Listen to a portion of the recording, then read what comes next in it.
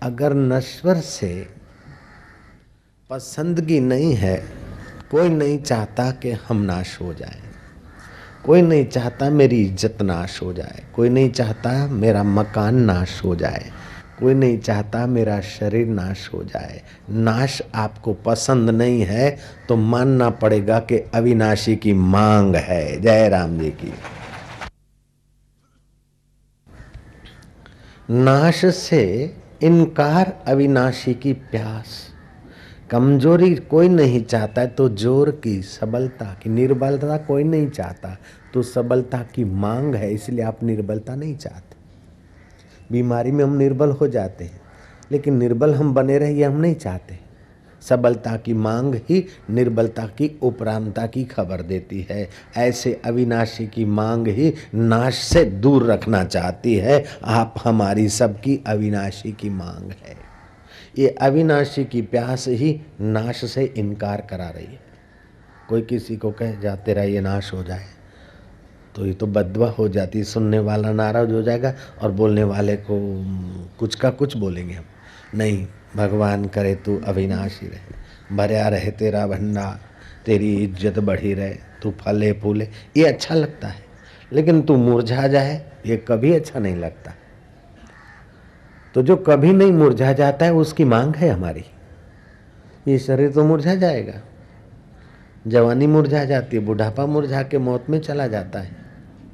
सुबह का बचपन हंसते देखा, दोपहर की मस्त जवानी, शाम को बुढ़ापा ढलता देखा, रात को खत्म कहानी हम जानते हैं, फिर भी हमारी कहानी खत्म हो जाए ऐसा कोई स्वीकार नहीं करता है। अर्थात आपकी कहानी अमिट हो ये आपकी चाह है। जय राम जी की।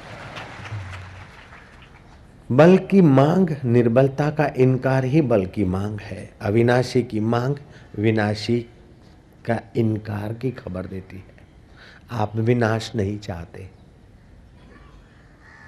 आप विनाश नहीं चाहते, आप मौत नहीं चाहते, आप दुख नहीं चाहते, आप चिंता नहीं चाहते, शोक नहीं चाहते, मुसीबत नहीं चाहते। तो जहाँ शोक नहीं है, चिंता नहीं है, दुख नहीं है, मुसीबत नहीं है, केवल उसको पाना नहीं है, उसको पाना नहीं है, उसके पास जाना भी नहीं है। न उसको पाना है न उसके पास जाना है। अविनाशी को पाना नहीं है और अविनाशी के पास जाना नहीं है, लेकिन जो विनाशी में मैं फंसा है वो उठाकर अविनाशी की स्मृति में लगा देना है। तो बस इतना ही काम है, लंबा चौड़ा नहीं है। वेदांत ग्रंथ के प्रसिद्ध वेदांत ग्रंथ के रचिता, विचार सागर के रचिता निश्चल दास महाराज ब्रह्मज्ञानी संत थे। अविनाशी में उन्होंने अपने आप को पाया था। वो प्याज का धरू लगा रहे थे, प्याज के छोटे पौधे लगा रहे थे। इतने में एक जाना माना सैयद आया कि हे मुर्शिद, हे महापुरुष। महापुरुष उसको कहते हैं जिसने महान तत्व का, उस परम पुरुष का साक्षात्कार किया है, जिसको सिख धर्म के आदि गुरु नानक देव ने कहा ब्रह्मज्ञानी, जिसकी आंखों से आध्यात्मिक वैव्स बरसते हैं, जिसकी वाणी पर ब्रह्म परमात्मा सत्य स्वरूप ईश्वर को छू कर आती है। पापों का पहाड़ जो लेकर घूमते, ऐसे पापी पर भी महापुरुष की दृष्टि और वाणी बरसे तो उसके पाप के पहाड़ छू हो जाते हैं। उसको बोलते ब्रह्मज्ञानी। ब्रह्मज्ञानी का दर्शन बड़ भागी पावई, ब्रह्मज्ञानी बल बल, ब्रह्मज्ञानी को बल बल जावई। ब्रह्मज्ञानी मुगत जुगत का दाता, ब्रह्मज्ञानी पूर्ण पुरुष विधाता, ब्रह्मज्ञानी का कथ्या न जाई आधा अखर, नानक ब्रह्मज्ञानी सबका ठाकुर। और निश्चल दास महाराज ऐसे थे। सैयद भी अपने इलाके का बड़ा जाना माना प्रसिद्ध धर्मात्मा व्यक्ति, धर्मगुरु की पदवी पे पहुंचा हुआ व्यक्ति था। उस सैयद ने आकर निश्चल दास महाराज को प्रणाम किया कि हे मुर्शिद, अल्लाह में मन लगा लो, मेरे मन को अल्लाह में लगवा दो, मुझे हक का प्याला पिला दो।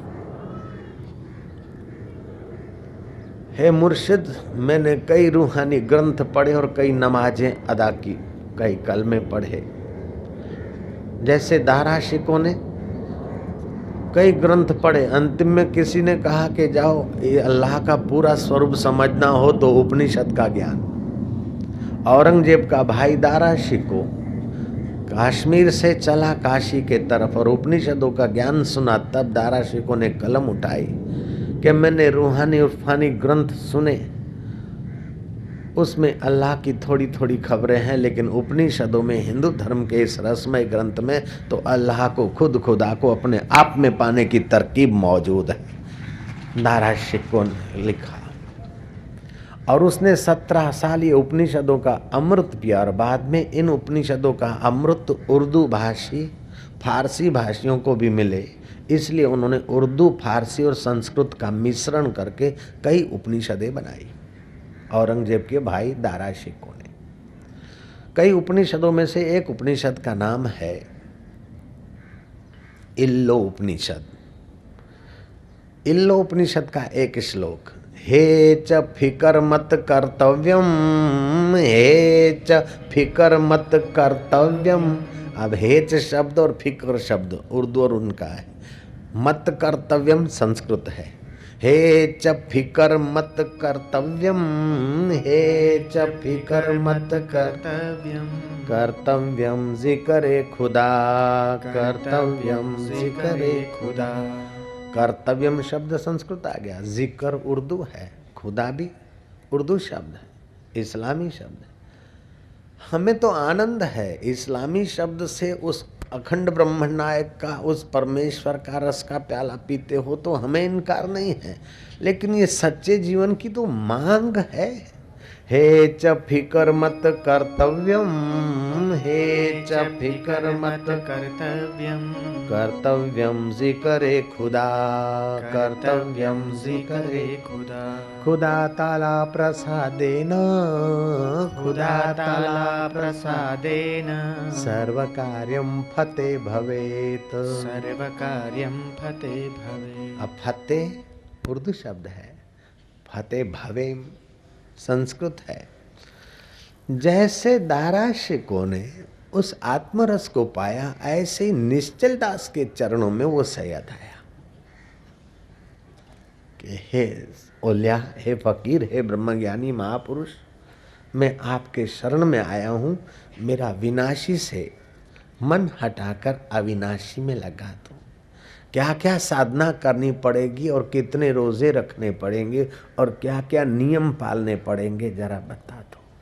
मैं सब करने को तैयार हूँ, लेकिन मेरा रूह उस रूहानियत की ऊंचाई को छू जाए, ऐसी रहमत करो हे फकीर, हे संत। निश्चल दास मानस आज महापुरुष थे, निश्चल थे अपने स्वरूप में। वो प्याज लगा रहे थे अपने बगीचे में।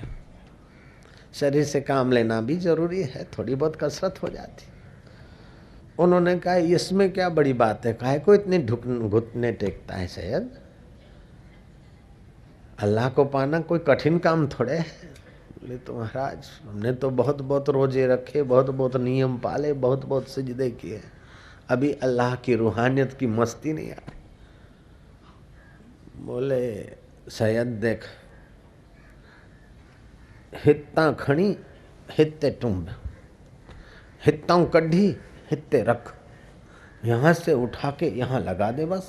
जैसे प्याज का धरुआ है, प्याज के छोटी छोटी कल पौधे, यहाँ से उठाकर यहाँ लगा दे। ऐसे हाड़ मांस और मिटने वाले में जो मैं घुसा है, उस मैं को उठा के जो अमिट है उसके साथ जोड़ दे, बस काम बन जाएगा यार। ये हक के प्याले पीने, आत्मरस का सुख लेना कठिन नहीं है, लेकिन जिनको कठिन नहीं लगता है, ऐसे महापुरुषों का मिलना कठिन हो जाता है। जो खिलाड़ी कहे मुझे खेल खेलना कठिन लगता, वो खिलाड़ी नहीं, अनाड़ी है। जयराम जी बोलना पड़ेगा। जो कारीगर बोलता है कि साइकिल ठीक करना कठिन है, स्कूटर ठीक करना कठिन है, कार ठीक करना कठिन है, वो कारीगर नहीं, अनाड़ी है। ऐसे जो इत्थों हटा के इत्थे लगाने में कठिन समझता है, तो वो फिर अब समझ जाना, जयराम जी बोलना पड़ेगा, कठिन नहीं। अगर कठिन होता तो राजा जनक को रकाब में पैर डालते डालते जीवन मुक्ति का अनुभव नहीं होता, पर ब्रह्म परमात्मा का साक्षात्कार नहीं होता। अगर कठिन होता और लंबी यात्रा की मांग होती तो परीक्षित को 7 दिन में तत्व ज्ञान नहीं होता, खटवांग को 2 मुहूर्त में नहीं होता। अगर सरल होता तो सबको हो जाता। जयराम जी की न कठिन है न सरल है, ये अटपटा है, झटपट में समझ में नहीं आता, और एक बार समझ में आ जाए तो सब खटपट मिट जाती है। ये ब्रह्म ज्ञान है, ये जीवन की मांग है। जब तक इस मांग को पूरा नहीं किया, चाहे तुम कितना भी अपना धन का घड़ा पूरा कर दो, सत्ता के शिखरों की साधना सर कर लो, न जाने दुनिया भर का सौंदर्य अपने में भर लो, फिर भी अंदर से कुछ न कुछ खटकेगा खटकेगा खटकेगा, क्योंकि आपकी मांग है नित्य वस्तु की और आप पहाड़ बनाए जा रहे हैं अनित्य के। मांग है नित्य की और बैठे हैं अनित्य में। मांग है शाश्वत की और पकड़ बैठे हैं नश्वर को सच्चा मानकर। नश्वर को सच्चा न माने, नश्वर को नश्वर मानकर उसका सत्युपयोग करे और शाश्वत को सच्चा मानने की तरकीब सीख ले। केवल थोप कर कोई कह दे शाश्वत को सच्चा मानो, थोपा हुआ नहीं, माना हुआ नहीं, शाश्वत को जाना हुआ होना चाहिए। जानने में मानने में फर्क है। आरंभिक धार्मिक आदमी मान के चलता है, ठीक है, लेकिन सारी जिंदगी मानता मानता में नहीं चलेगी। मान लो मेरे हाथ में गुलाब है, तुमने श्रद्धा से मान लिया और सचमुच मेरे हाथ में गुलाब भी है, फिर भी आपने देखा नहीं, आपने जाना नहीं, आप कहते हैं मान लिया है, तो गुलाब है, आप मान भी रहे, लेकिन अंदर में संशय बना रहेगा, खटकाव बना रहेगा। मेरे हाथ में गुलाब की पंखुड़ी है, आप मान लीजिए। आपने जानी नहीं, आपका माना हुआ है, वो माना हुआ पूर्ण आपको विश्रांति नहीं देगा। अब आपने जान लिया। अब मैं कहता हूँ कि नहीं है या है, फिर भी आपका ज्ञान आपसे मैं छीन नहीं सकता हूँ। ऐसे ही मान लो कि आप आत्मा है, मान लो आप अजन्मा है, मान लो आप नित्य हैं, मान लो आप सुख स्वरूप हैं, मान लो आप ईश्वर की सनातन अंश हैं, आप जीवात्मा है, शरीर की मौत होती है, तुम्हारी मौत नहीं होती है, ये मान लो नहीं चलेगा। तुम्हारी मौत नहीं होती तो तुम अपने को जानो। जो शाश्वत है उसको शाश्वत को शाश्वत जानो, और जो मिथ्या है बदलने वाला है बदलने वाले को जानो। देखा अपने आप को मेरा दिल दीवाना हो गया, ना छेड़ो मुझे यारों में खुद पे मस्ताना हो गया। कोई धन पे मस्त होता है, कोई सौंदर्य पे मस्त होता है, कोई सत्ता पे मस्त होता है, लेकिन धन और सेठ का वियोग जरूर हो जाएगा। या तो धन चला जाएगा या तो धनवान चला जाएगा, या तो सत्ता चली जाएगी या तो सत्ता वाला चला जाएगा, या तो सौंदर्य चला जाएगा या तो सुंदर वाला चला जाएगा। ये जो कुछ मिला है वे सचमुच तुम्हारी मांग पूरी नहीं कर सकता है। चाहे इससे 10 गुना और मिल जाए, साईं आशीर्वाद करो, मैं सोसाइटी कर रहा हूँ 25 करोड़ की, आशीर्वाद करो। 12 करोड़ कमा लिया सेठ ने, फिर पूछो क्या हाल है कि दूसरी मांग चाहिए, तीसरी मांग, इतने में हार्ट अटैक आया और सब छोड़ के मर गया। निगुरे का नहीं कोई ठिकाना, 84 में आना जाना, यम का बने मेहमान, सुन लो चतुर सुजान, निगुरा नहीं रहना। निगुरा होता ही का अंधा, खूब करे संसार का धंधा। जो सरकने वाला है उसी को पा पा के अपनी मांग कैसे मिटा सकता है। आपकी मांग है बेसरक की और पकड़ रहे सरकने वाले को।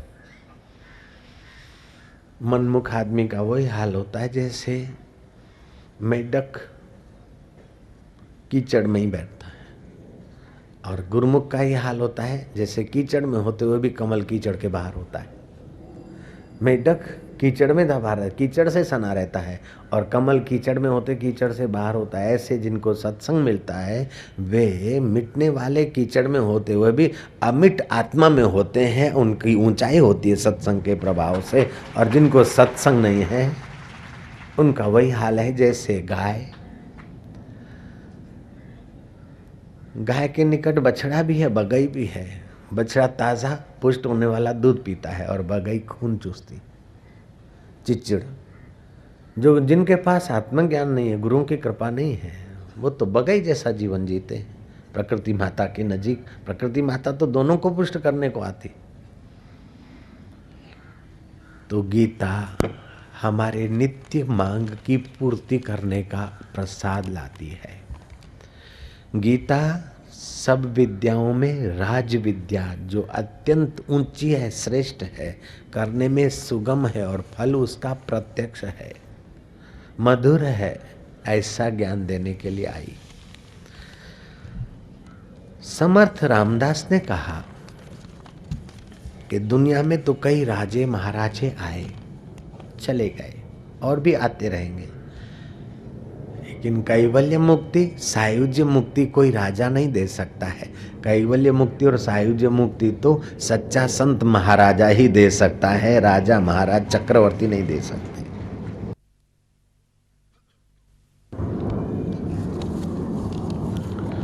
आद्य शंकराचार्य कहते हैं कि पढ़ने योग्य और गुंजाने योग्य,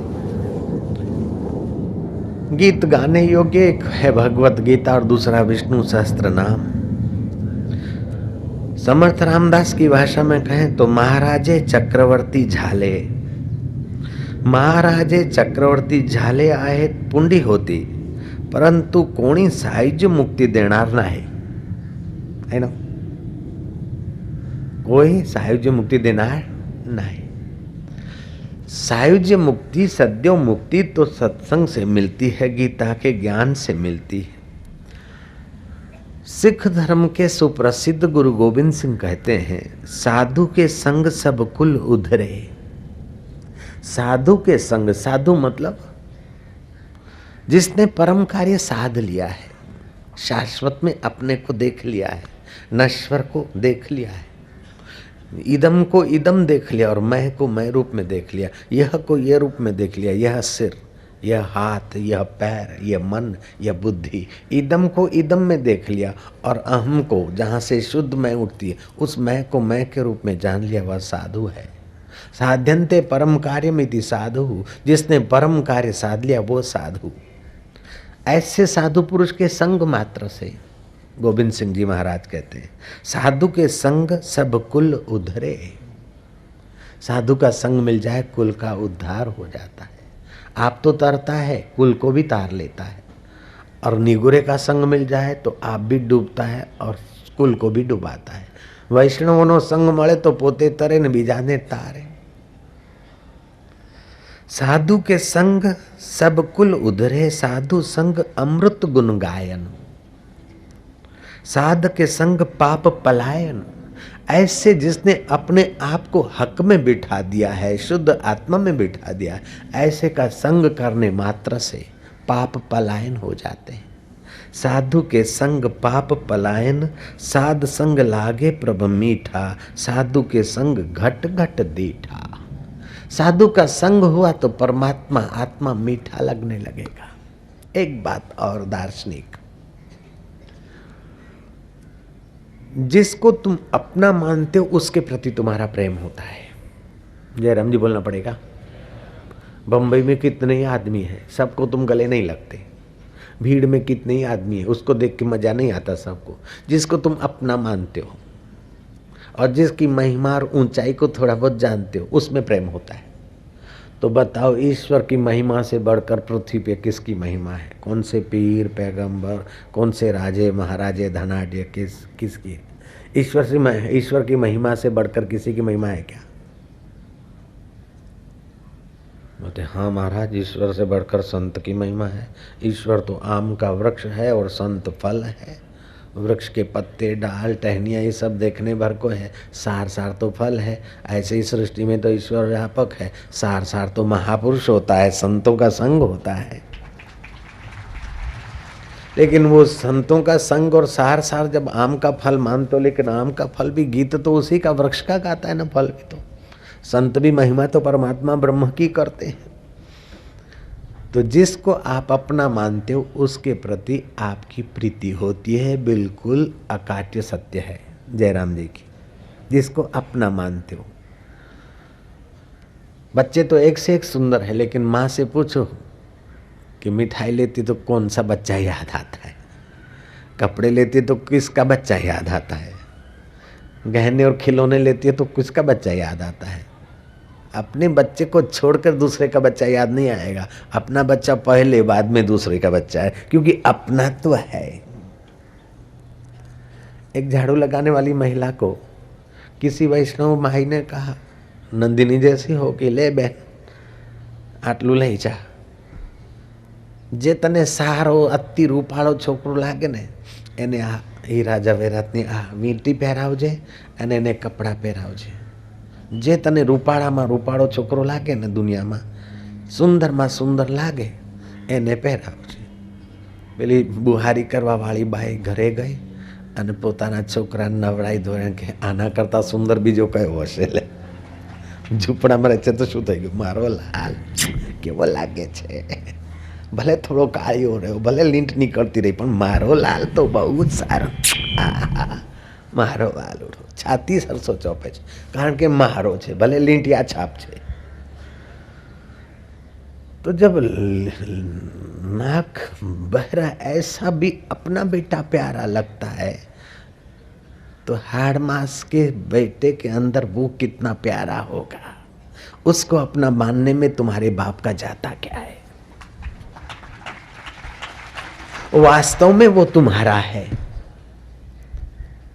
कोई भले लोभी कह दे कि ये प्लॉट हमारा है, सोसाइटी हमारी, तेरे बाप की भी नहीं, ले जा ऊपर जरा एक दिन खा ले जा। मैं बिल्कुल आपको घटित घटना बताता हूँ, सच्ची बात। अहमदाबाद इंदौर रोड पे अमझेरा है, बोलो है कि नहीं है। भले नहीं देखा लेकिन विश्वास से मानो है। अमझेरा से 28 किलोमीटर दूर पर एक गांव है। उस गांव के लोग बंबई घूमने को आए थे। बिल्कुल सच्ची बात है। आज से 8-10 साल पहले ये अखबार में भी बात छपी थी। अमझेरा वाले ने बताया, वो 2 लोग आए थे, मारवाड़ी रहे होंगे लेकिन देहाती थे, अपना लाम कोट वोट पहन के, पगड़ी बगड़ी पहन के बम्बई में आए और यूं यूं घूमने लगे। तो कोई ठग इसके पीछे पड़ गया, उन दोनों के पीछे। देखा कि ये नए बंदे हैं। एक इन ठग ने देखा कि किसी होटल वोटल में तो ठहरते नहीं ताकि कमीशन मिल जाए, कोई ज्वेलरी लेने तो जाते नहीं कि सोनारों से हमारा बंधा हुआ हिस्सा है, ज्वेलरों से वो मिल जाए। आखिर वो ठग थका तो उन दोनों को पकड़ा हाथ से कि तुम क्या देख रहे हो। ऊंची ऊंची मंजिल वो देख रहे थे। क्या देख रहे हो? बोले वो मकान देख रहे थे ऊंचा। बोले तुमको पता नहीं है मंजिल देखने का पैसा होता है, कितना करोड़ों रुपए, हजारों लाखों रुपए, करोड़ रुपए लग के भाई बनती है, जो भी देखने आता है उसे पैसा होता है। बोलो कितनी मंजिल देखा? एक मंजिल देखने का 5 रुपया लगता है। एक ने बोला मैं तो खाली 5 ही मंजिल देखी। दूसरे को आँख दिखा तो बोला सच बता तुमने कितनी देखी? उसने बोला मैंने 7 देखी। तो 35 रुपया तू दे दे, 25 रुपया तू दे। उन्होंने 25 दे दिया, दूसरे ने 35 दे दिया। आगे चले, दोनों एक दूसरे को गले लगे कि हमने उस आदमी को उल्लू बनाया, क्योंकि मैंने तो 10 मंजिल देखी, खाली 5 ही बताई, 25 रुपया मैंने कमा लिया। और दूसरा कहता है मैंने तो 16 रख देखी थी, उसको 8 ही बताई, 7 ही बताई, बाकी का नफा हो गया। ये घटित घटना है, जोक्स नहीं है, घटित घटना है। अब वो समझते हैं कि जिसने हमसे पूछा कितनी मंजिल देखी तो हमने उसको पटा लिया, और वो समझता है हमने उसको पटा लिया। जयराम जी की, वो जिसने पैसे छीने वो ठग, और जिसने झूठ बोला उसने भी अपने को भी ठगा, उसको तो क्या ठगना है। ऐसे ही एक दूसरे को ठग ठग के खुशी मानते कि इनकम टैक्स वाले को हम पटा के आए। इनकम टैक्स वाला बोलता है 25,000 तुमने सरकारी भरवाया, 50,000 अपना साइड में ले लिया, मैंने सेठ को पटाया। सेठ समझता है मैंने इनकम टैक्स को पटाया, लेकिन मौत समझिए दोनों पटे जा रहे हो, बेवकूफ़ों को पता ही नहीं है, आयुष्य नष्ट हो रही है, दोनों पटे जा रहे। पड़ा रहेगा माल खजाना, छोड़ त्रियासुत जाना है, कर सत्संग अभी से प्यारे, नहीं तो फिर पछताना है। खिला पिला के देह बढ़ाया, वो भी अग्नि में जलाना है। पंजाब में कहते हैं ओ मेरी धी मेरी धी, मेरी बेटी करके मोह मत कर बंदे, ओ धी ले जान देसी जमाई। ओ मेरी लड़की करके ममता मत कर, ये तो जमाइयों की डिपॉजिट है। जयराम जी के मता मुंझो जे मांझी धी मुंझी धी। और मेरा बेटा समझ के मोह मत कर। आजकल की बहू है, हम जानते, लड़कियां तो जमाइयों की डिपॉजिट है और बेटे बहुओं की डिपॉजिट है भंजे। और तुम्हारा शरीर शमशान की डिपॉजिट है। तू आत्मा का है, परमात्मा को पाके अमर हो जा, देर मत कर, खोज किसी महापुरुष को। तत्विद्धि प्रणिपातेन परिप्रश्नेन सेवया उपदेशन्ति ते ज्ञानम ज्ञानिनः तत्वदर्शिना। विधिवत जा। मंत्र दीक्षा लिया लेकिन जपता नहीं। जयराम जी की, जो साथ में चलेगा वो काम करता नहीं, और जो छोड़ के मरेगा उसी के पीछे मर रहा है। जैसे उन्होंने पटाया ठग को और ठग ने पटाया उनको, ऐसे एक दूसरे को पटा रहे और समझते चतुर है। तुलसीदास ने ऐसे लोगों को गालियां दी है, और गालियां दी कृपा करके दी। श्री कृष्ण ने ऐसे लोगों को 108 सुना मारी है गालियां, गीता में 108 गालियां दी कृष्ण ने। और तुलसीदास ने भी ऐसे व्यक्तियों को गालियां दी। गालियां क्यों दी? करुणा करके, दया करके, वैर से नहीं, नफरत से नहीं, बेवकूफ़ी से नहीं, दया करके गाली दी। जैसे माँ देती ने दया करके, छोरा मुआ मारा साउ मुठीने लकना लत्तई कन्या म्हणजे तो हनी से चमाट मोचरिए जो फुट। ये माँ का दिल जलता है कि जा रहा है अंगारों में, जा रहा है सांप या बिच्छू की बिल में, सांप के बिल में बिच्छू की पूंछ पकड़ रहा है, अरे मरेगा छोरा गडव लखन। ये भी करुणा करके माँ जब गाली देती है। माँ यहाँ हितेशी आदमी जब डांटता है या गाली देता है तो वो हमारे पर दया करता है, और दुष्ट जब गाली देता है तो हमारे से नफरत करता है। कृष्ण ने 108 गालियां दी ऐसे लोगों को जो शाश्वत के लिए जन्मे हैं और नश्वर को पाकर अपने को भागशाली मानते हैं। ऐसे को कृष्ण ने कहा विमूढ़ा, वीआईपी कोटा के मूर्ख हैं। जयराम जी की, विमूढ़ा नानु पश्यंती पश्यंती ज्ञान चक्षुषा। विमूढ़ लोग वो शाश्वत आत्मा को नहीं जानते हैं, नश्वर देह को मैं और नश्वर देह के साथ संबंधित वस्तुओं को मेरा मानकर मरे जा रहे। ऐसे लोग विमूढ़ है। वीआईपी कोटा के मूर्ख को विमूढ़ बोलते। वी उपसर्ग है। नरा अधमा, वो मनुष्यों में अधम है। आसुरम भावम आश्रिता, उन्होंने आसुरी भाव का आश्रय किया है। जैसे मेढक ने आसुरी भाव का आश्रय किया, दलदल में पड़ा है, और दैवी भाव का आश्रय किया कमल ने, दलदल में होते हुए भी दलदल से बाहर। ऐसे वैष्णव संसार में होते हुए भी संसार के विकारों से, संसार के मौत और आकर्षणों से ऊपर है। एक बात खास ध्यान देने योग्य है। तुलसीदास ने कहा सुमति कुमति सबके उर रही, वेद पुराण निगम असका है। अच्छे बुरे विचारों का पुंज सबके अंदर में रहता है। घृणा, हिंसा, अशांति, उपद्रव, क्रिमिनल स्वभाव, राग, द्वेष, अभिनिवेश, ये भी रहता है। और प्रेम, समता, आनंद, माधुर्य, सुख, शांति और प्रभु परमात्मा की मांग, ये भी रहता है। अगर वो मांग पूरी होने का सत्संग मिलता रहे तो अच्छे गुण अपने आप विकसित होते हैं, और हीन वृत्तियाँ और हीन गुण और हीन स्वभाव अपने आप क्षीण हो जाता है। और जिनको सत्संग नहीं मिलता है उनकी हीन वृत्तियाँ और हीन स्वभाव और हीन गुण हावी हो जाते हैं, और वे बेचारे आसुरी रास्ते चले जाते। बड़े बड़े डाकू, मुगला डाकू जैसा, उसको सत्संग मिला, बड़ा संत बन गया। बालिया लुटारा जैसा सत्संग मिला, बड़े महापुरुष हो गए, वाल्मीकि ऋषि मिल गए। तो जो सत्संग देते हैं, दिलाते हैं, समाज और संत, समाज और ईश्वर के बीच जिनको सेतु बनने का अवसर मिलता है, वे खुद तो तरते हैं और हजारों लाखों लोगों को उतारने का पुण्य भी कमाते हैं। ऐसे लोगों को शास्त्र कहते हैं जिन हरि कथा सुनी नहीं काना, श्रवण रंध्र एहि भवन समाना। जिन्होंने अपने मानुषी जीवन में हरि कथा कानों के द्वारा नहीं सुनी, उनके कान है सांप के बिल जैसे, वे नरा अधम है, ऐसा भागवत में आता। वे दुर्बुद्धि हैं, माँ का यौवन नष्ट करने वाले अभागे पुत्र हैं। और धरती पर भार हैं जिन्होंने श्रीमद् भागवत का अमृतपान नहीं किया, वे संसार के राग द्वेष रूपी विष के घूंट भर भर के भीतर ले जाते और विषैले स्वभाव को उत्तेजित करते। इसका मर्डर करवा दूं, उसको मार मरवा दूं, उसका गला कटवा दूं, उसको शूट करवा दूं, तो क्या तुम सुखी हो जाओगे? अगर हो गए होते तो हिरण्यकश्यप और रावण पूजे जाते, जयराम जी की, हिटलर और सिकंदर पूजे जाते। ये कलयुग नहीं करजुग है, एक हाथ में ले एक हाथ में दे। शक्कर खिला शक्कर मिले, टक्कर खिला टक्कर मिले, नेकी का बदला नेक है, बदों को बदी देख ले। इससे तू दुनिया मत समझ भैया, ये सागर की मझधार है, औरों का बेड़ा पार कर तो तेरा बेड़ा पार है। भीष्म पितामह सरसैया पे सोए, जिनको इच्छा मृत्यु का वरदान मिला है, और गंगा के वे पुत्र हैं। गंगा जो बह रही है वो गंगा का आदि भौतिक स्वरूप है, और गंगा ने जो जन्म दिया वो गंगा का आदि दैविक स्वरूप है। आदि दैविक स्वरूप से गंगा ने जन्म दिया ऐसा देवव्रत, जिसको श्री कृष्ण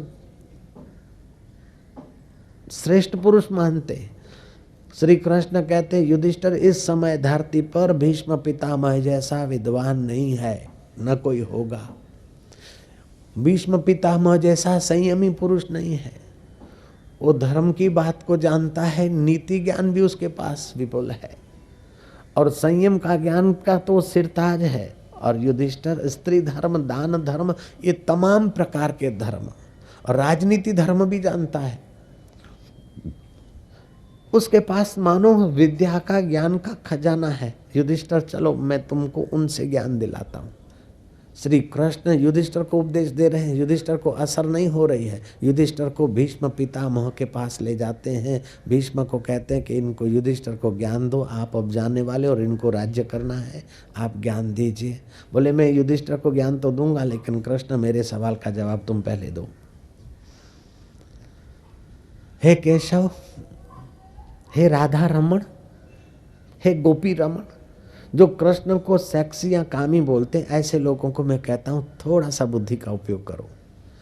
जो काम जीत है, 125 साल का ब्रह्मचारी है, 52 वर्ष तक सरसया पे पड़ा है, बाणों की सया पे। जब अर्जुन ने बाण मारे हैं तो ऐसा नहीं कि अर्जुन ने बाण धरती में खोस दिए और भीष्म उस पर लेट गए, ऐसा नहीं, सामने से छाती से निकले हैं और पीछे, और उन्हीं बाणों पर पड़े हैं।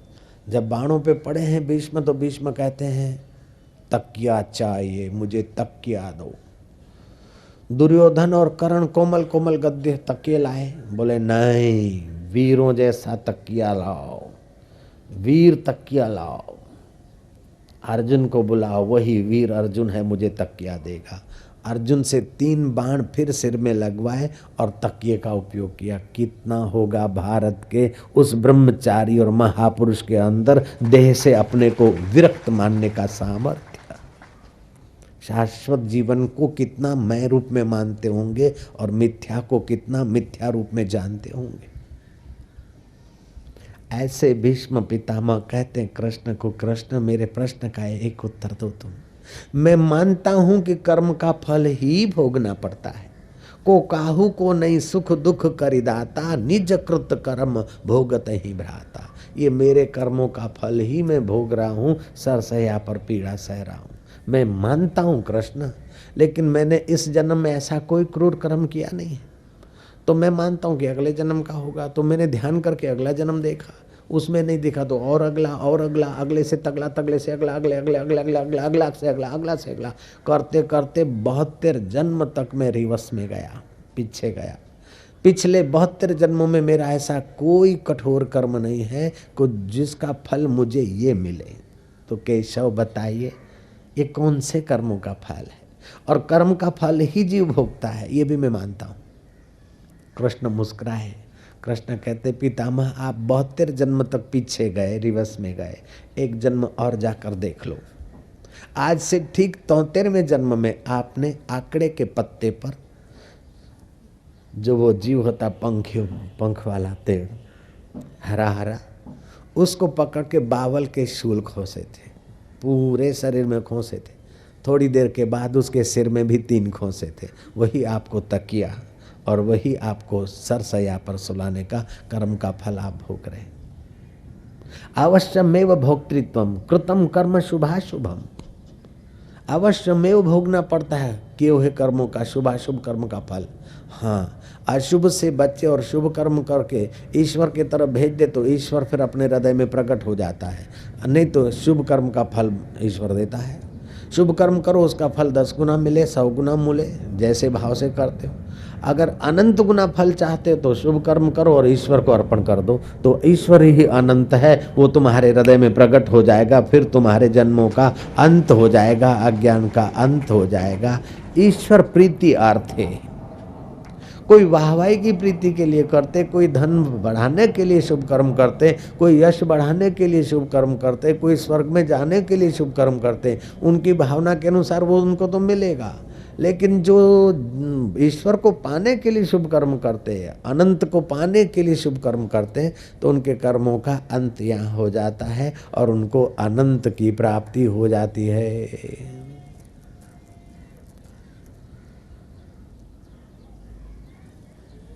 तो शुभ कर्म तो बहुत प्रकार के हैं। श्रीमद् भागवत की कथा का तो शुभ वर्णन करने से बाहर है।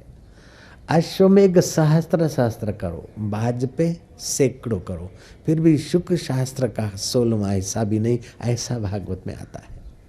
अश्वमेघ सहस्त्राणि, अश्वमेघ सहस्राणि, बाजपे शतानि च, बाजपे शतानि च, शुकशास्त्र कथायाश्च, शुकशास्त्र कथायाश्च, कलानार्हति षोडशम्, कलानार्हति षोडशम्। अश्वमेघ से हजारों कर लो, बाजपे सैकड़ों कर लो, लेकिन शुक्र शास्त्र भागवत कथा का 16वां हिस्सा भी है नहीं, ऐसा शास्त्र कहते हैं। तो वे लोग धनभागी हैं जो 4 कदम चलकर हरि कथा में आते हैं, वे उनका कर्म योग बन जाता है। जो श्रद्धा से बैठते हैं उनका भक्ति योग बन जाता है। और कथा में तो ज्ञान योग का तो प्रसाद मिलता है, अर्थात उनका ज्ञान योग, भक्ति योग और कर्म योग, 3 योग एक साथ में अगर होता है तो वो केवल ब्रह्म ज्ञान की कथा में ही होता है।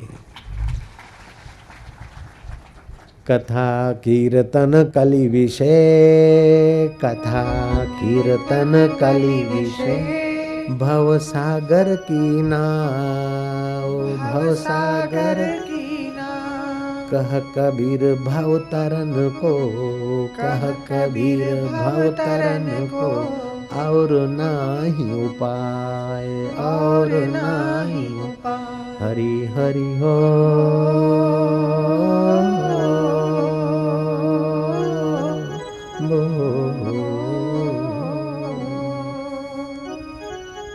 श्रीमद् भागवत में प्राचीन इतिहास ऐसा तो भरा पड़ा है। उस साहित्य में बड़ा उपयोगी, कल्याणकारी, सत्य, प्रेम, औदार्य और हक का सुख पाने वाला मार्गदर्शन भरा है। हमारे प्राचीन इतिहास में उद्बोधक कथाएं, नीति के गूढ़ रहस्य लोग समझ सके उस भाषा में गूंथे हुए हैं। सत्संग जीवन में प्रतिपल चरित्र को दृढ़ करने वाला और सद्गुण को बढ़ाने वाला और भाव को सींचने वाला, सत्कर्म में प्रवृत्त करता है सत्संग, हृदय को मधुर करता है सत्संग। भारतीय कथाएं ज्ञान, नीति, धर्म और उच्च सिद्धांतों को सरल सीधी भाषा में प्रस्तुत करने की ये बोलियां हैं। उच्च सिद्धांतों को सरल बोली में प्रस्तुत करने की व्यवस्था का नाम है भगवत कथा। हरि कथा ही कथा, बाकी सब जग में व्यथा। डॉक्टर लिवर लीजरिया लिखता है कि हरि शब्द उच्चारण करने से अन्न नली को ये फायदा होता है, जठरा को ये फायदा होता है, यकृत को ये फायदा होता है। हरिम शब्द उच्चारण करने से किडनी को और गर्भाशय को ये फायदा होता है। हरि शब्द के साथ ओम मिलाकर अगर उच्चारण करो तो तुम्हारे पांचों ज्ञान इंद्रियों को ये लाभ होता है। दूसरा वैज्ञानिक कहता है कि तुम्हारे शरीर में जो 5 ज्ञान इंद्रियां हैं, उन 5 ज्ञान इंद्रियों का हाई कमांड कहो अथवा सुप्रीम सत्ता कहो, वो मस्तिष्क है।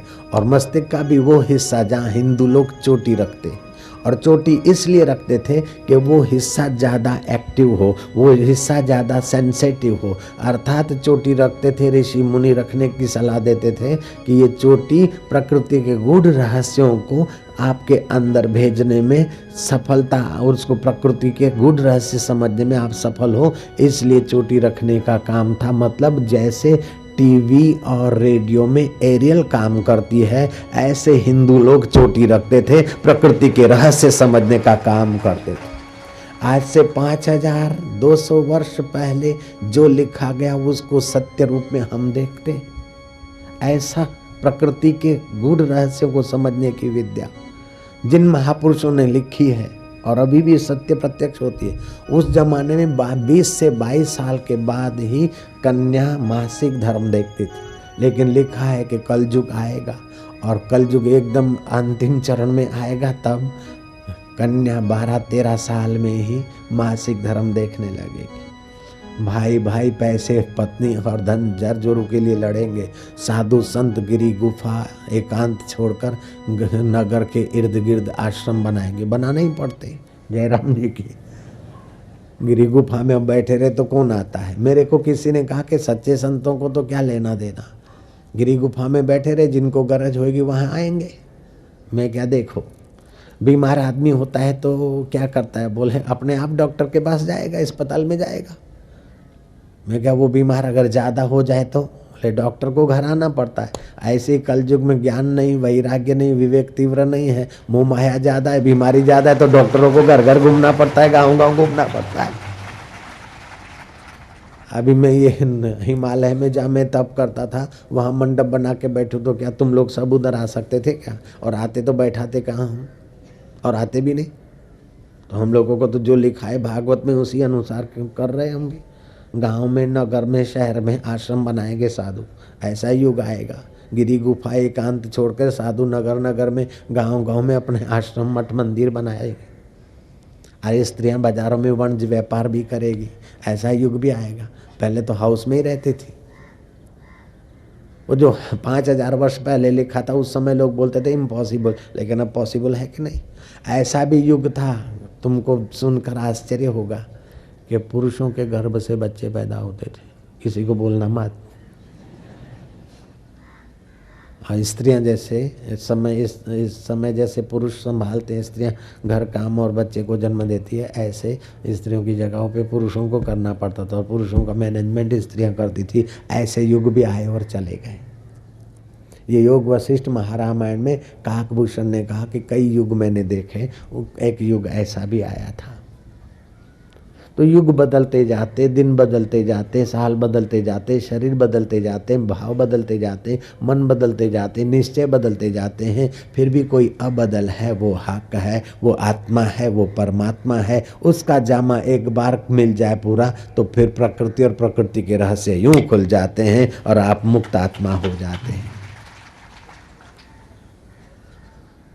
जो लोग इस इधर की चीज़ें, जैसे उसने कहा ना, मैं तो यार देखी तो 10 मंजिल, लेकिन उसको मैंने तो 5 ही मंजिल बोली, अपने 25 रुपये बच गए। दूसरा बोलता मैं तो 14 मंजिल देख रहा था, आखिरी तक देखा मैंने तो, लेकिन उसको तो मैंने 7 ही बोला, 7 मंजिल मैंने उसको पटा लिया। वो अपने को बोलते हम सियाने और वो ठग समझता है हम सियाने, लेकिन दोनों ठगे जा रहे हैं ना।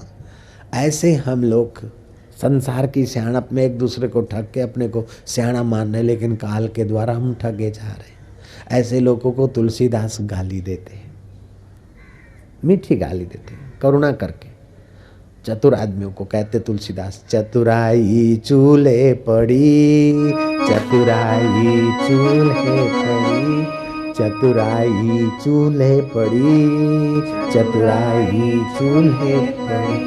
पूर्व पर्यो आचार, पूर्व पर्यो आचार, तुलसी हरि के भजन बिना, तुलसी हरि के भजन बिना, चारों वरन चमार, चारों वरन चमार। ये चमड़े वाले शरीर को मैं माना, चमड़े वाले शरीर से पैदा हुए बाल बच्चों को मेरा माना, तो ये चमड़े को ही पोष पोष के जीवन पूरा कर लिया। सारी चतुराई, सारी अकल इस हाड़ मास के शरीर को जिलाने, नहलाने, खिलाने और इसी को बड़ा बनाने में लगा। लेकिन ये शरीर किसका बड़ा रहा, किसका टिका सदा?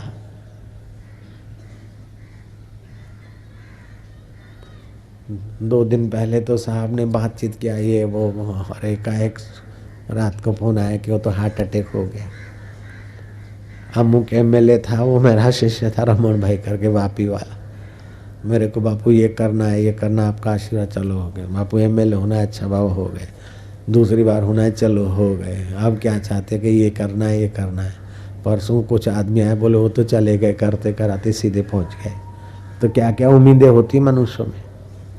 अभी जो शमशान में या कब्रिस्तान में गाड़े जा रहे हैं मुर्दे, आज से 24 घंटा पहले उनको पता भी नहीं होगा कि आज की सुबह हमारी ऐसी होगी। ऐसे ही हम लोग का कभी तो होगा।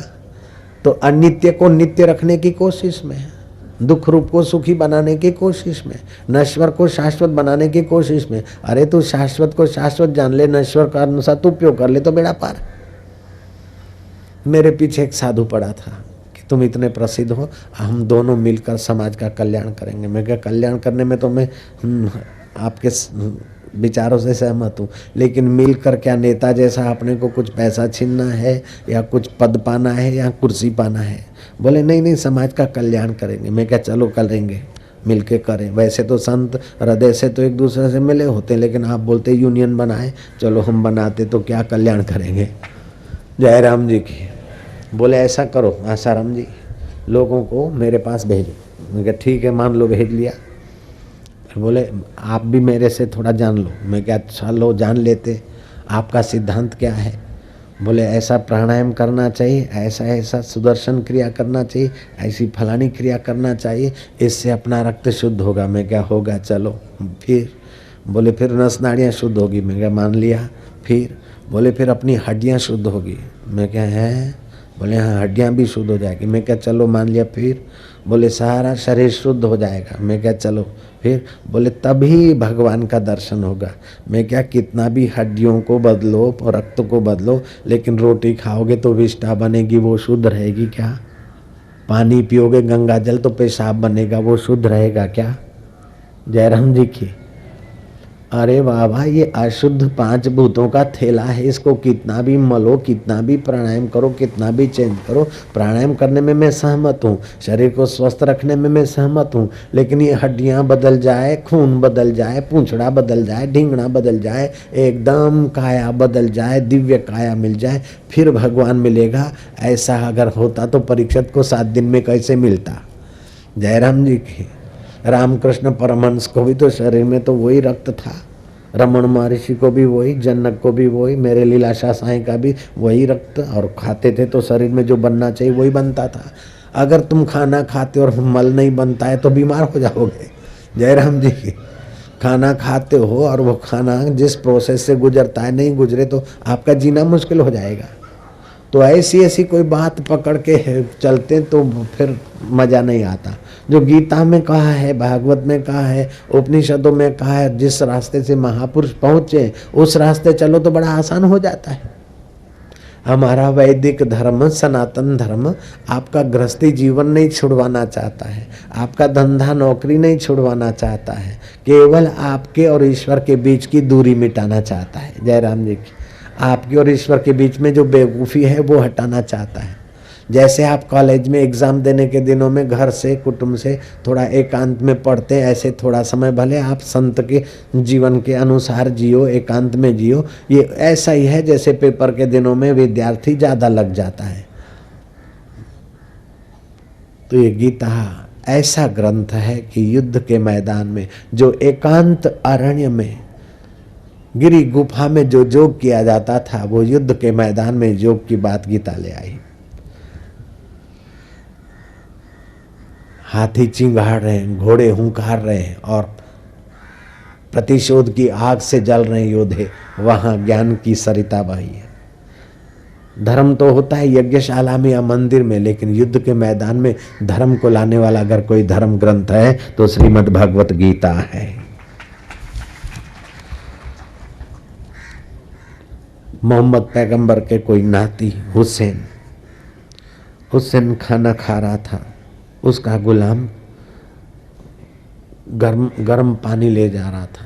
किसी कारण से बर्तन थोड़ा हिला और गर्म पानी का छींटा मोहम्मद के नाती हुसैन पर पड़ा और हुसैन आग बबला हुआ।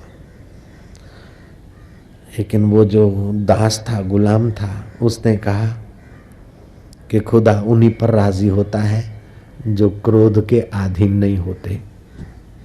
हुसैन सावधान हो गया। अच्छा, गुलाम के बच्चे, मैं क्रोध तो नहीं करता हूँ।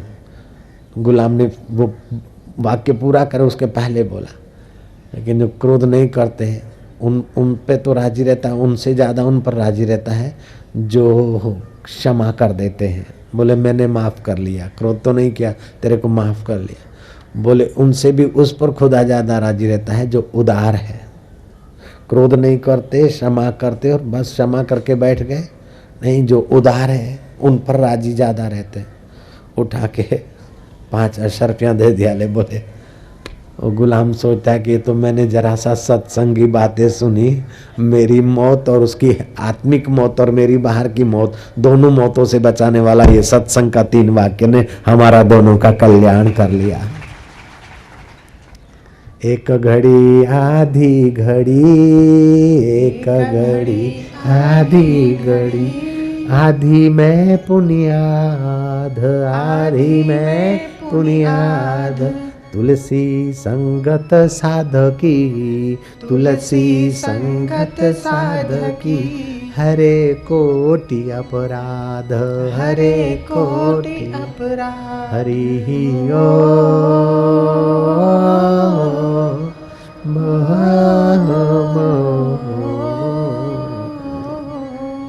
श्रीमद् भागवतम पुण्यम, श्रीमद् भागवतम पुण्यम, आयु आरोग्य पुष्टिदम, आयु आरोग्य पुष्टिदम, श्रवणात् पठनादपि, श्रवणात् पठनादपि, सर्व पापै प्रमुच्यते, सर्व पापै प्रमुच्यते। दीनता, हीनता, पाप ताप को निवृत्त करके आयु आरोग्य और पुण्य प्रदान करने वाला श्रीमद् भागवत है। इसको सुनने और पढ़ने मात्र से आदमी का पाप बढ़ता है ना, पाप ताप क्षीण होता है, पुण्य बढ़ता है, अकाल मृत्यु टलती है, आयुष्य बढ़ता है, आरोग्य बढ़ता है। क्योंकि सत्संग सुनेगा सात्विकता होगी, सात्विकता से आरोग्य की रक्षा होती। सत्संग सुनेगा सज्जन भाव उठेगा, तुम्हारे रक्त के कण पावन होंगे। 1 घन मिलीमीटर ब्लड में सज्जनों के संग से 1500 जैसे श्वेत कण उत्पन्न हो जाते हैं और दुष्ट और दुराचारियों के संग से 1600 जैसे श्वेत कण नष्ट हो जाते हैं। सम्राट अशोक का बर्थडे था। सम्राट अशोक का जय जयकार हो रहा था। इतने में अशोक ने इशारा किया कि रथ रोको। सामने कोई संत को देखा, रथ को रोककर सम्राट अशोक ताजबाज उतार कर, आडंबर छोड़कर, जूता रथ में रखकर अशोक सामने गया, संत के चरणों में मत्था टेका। ये दृश्य देखकर सम्राट अशोक का जो खास मंत्री, तो सम्राट अशोक के मंत्री ने शाम को चेंबर में कहा कि माना कि आपको संतों के प्रति श्रद्धा है, हमने माना कि संत का दर्शन सत्संग पुण्य देता है, ये माना। हमने ये भी माना कि संत का दर्शन जो नहीं करता है, संत के पास नहीं जा सकता, वो अभागा है, ये भी हमने माना। आप सौभाग्यशाली, ये भी हमने माना। लेकिन आपको संत के दर्शन करने थे या प्रणाम करना था तो हमें बोल देते। वो तो नंगे पैर जाने वाला बाबा था, उसको हम पकड़ के ले आए थे चेंबर में और एकांत में आप उनको प्रणाम कर लेते। लोगों के सामने उनको प्रणाम करके, सम्राट आपने तो हमारा सिर नीचा कर दिया, जहां हजारों मस्तक झुकते। राजाधिराज अन्नदाता महाराज घणी खम्मा अन्नदाता प्रतिपरा गौ ब्राह्मण प्रतिपाल सम्राट अशोक विजय भो जय जयकार। आपका बर्थडे मनाया जा रहा था और आप फिर उस साधु के कदमों में अपना सिर रख रहे हैं। महाराज दोबारा ऐसी अति श्रद्धा न हो, ये हम प्रार्थना करते हैं, क्योंकि हम आपके मुख्यमंत्री हैं जयराम जी के, उपमुख्य या मुख्य कह दो जयराम जी के। हम चाहते कि हमारे सम्राट का सिर ऊंचा रहे। अशोक ने देखा कि सिर ऊंचा कैसे होता है, इन बेवकूफों को पता ही नहीं। जयराम जी की अहंकार से सिर ऊंचा नहीं होता है, वो सर नहीं कि हर दर पे झुकता रहे, और वह दर नहीं जहां सज्जनों का सर न झुके। शिवा का बाप ले गया शिवा को बीजापुर नरेश के पास। 12 साल का शिवा था। बेटा ये अन्नदाता है, जहां पना है सिर झुकाओ। वीर शिवा ने सिर नहीं झुकाया। बेटा हाथ जोड़ो, हाथ नहीं जोड़े। बेटा सिद्धा करो, झुको, प्रणाम करो, ये अन्नदाता है, बीजापुर नरेश है। शिवा ज्यों का त्यों खड़ा रहा, आंख से आंख लड़ा के, आंख की पलक भी नहीं गिरने दी उस वीर माता के पुत्र ने, वीर शिवा ने। बाप जरा डरा, घर आया। शिवा बीजापुर नरेश का मेदरबानी और वो राजा साहब अन्नदाता, और उनके आगे तुमने सिर नहीं झुकाया। बोले उनके कारण बरसात नहीं होती, उनके कारण सूरज नहीं तपता, उनके कारण अन्न नहीं होता। हाँ, अगर कोई धर्मात्मा सज्जन राजा होता तो ठीक, ये तो औरत पे औरत रखने वाले और प्रजा का खून पीकर मौज उड़ाने वाले ऐसों के आगे शिवा का सिर तो क्या झुकेगा। शिवा की पलकें भी नहीं झुकेगी पिताजी, शिवा का सिर झुकेगा माता पिता और समर्थ के चरणों में, या तो फिर तुलजा भवानी के कदमों में सिर झुकेगा, जहां तहां शिवा का सिर नहीं झुकता। वो सर नहीं कि हर दर पे झुकता रहे, और वो दर नहीं कि सज्जनों का सर न झुके। अशोक ऐसा महात्माओं का प्यारा और पारखू था सम्राट अशोक। उस अपने वजीर को कहा कि इसका उत्तर मैं कभी तुमको दे दूंगा। कुछ दिन हुए, वो भूल गए बात। एक थैला दिया, उसमें मुर्गे की मुंडी, बकरे की मुंडी, सुअर की मुंडी, मछली की मुंडी, पल्ले जी मुंडी, पल्लो मच्छी इनकी मुंडियाँ, और एक मनुष्य की खोपड़ी मुंडी दे दी। बोले जाओ बेच के आओ। और मुंडियाँ तो बिच गई, लेकिन ये इंसान की खोपड़ी भला कौन खरीदेगा, वो मुंडी कौन खरीदेगा। वो मंत्री महोदय वापस आए, बोले कोई लेता नहीं। सम्राट कहते क्यों। बोले अब ये किस काम की। बोले मुंडी तो मुंडी है, खोपड़ी तो खोपड़ी है, फिर चाहे अशोक की हो या किसी के, जब तक इसमें प्राण है तब तक इसकी कीमत है। जो एक दिन बेकीमत की हो जाएगी, वो मैं भगवान के नाते संत के चरणों में झुका दी तो मैंने घाटा क्या किया है। लोगों के सामने वाहवाही हो रही थी, अहंकार बढ़ने का मौका मिल रहा था। अगर अहंकार आता है तो आदमी फिर रास्ता भूल जाता है। लोगों के सामने वाहवाही होती और अहंकार बढ़ता है, तो लोगों के सामने मैंने संत के पैर पकड़ के अपने अहंकार की मुसीबत को उनके चरणों में गिरा दिया। तो कमी मैंने क्या की, घाटा मैंने क्या किया।